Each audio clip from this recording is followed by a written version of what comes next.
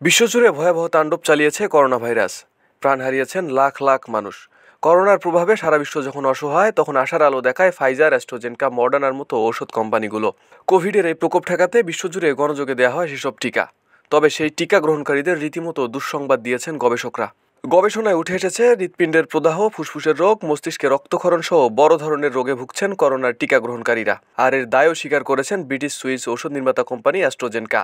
কোম্পানিটি স্বীকার করেছে যে তাদের তৈরি কোভিড টিকার পার্শ্ব প্রতিক্রিয়া আছে। বিশ্লেষকেরা বলছেন, কোম্পানিটির এই স্বীকারোক্তির ফলে প্রতিষ্ঠানটিকে বিপুল পরিমাণ জরিমানা গুনতে হতে পারে।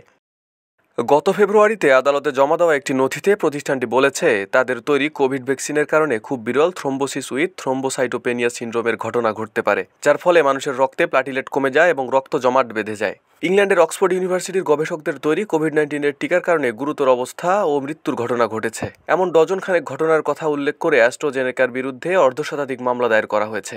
গত বছর অ্যাস্ট্রাজেনেকার বিরুদ্ধে প্রথম মামলাটি দায়ের করেছিলেন জেমি স্কট নামের এক ব্যক্তি। তিনি 2021 সালের এপ্রিলে ভ্যাকসিন নেওয়ার পরে তার মস্তিষ্কে রক্তক্ষরণ হয় ও তা জমাট বেঁধে যায়, যার ফলে তার স্বাভাবিক কার্যক্ষমতা কমে গেছে।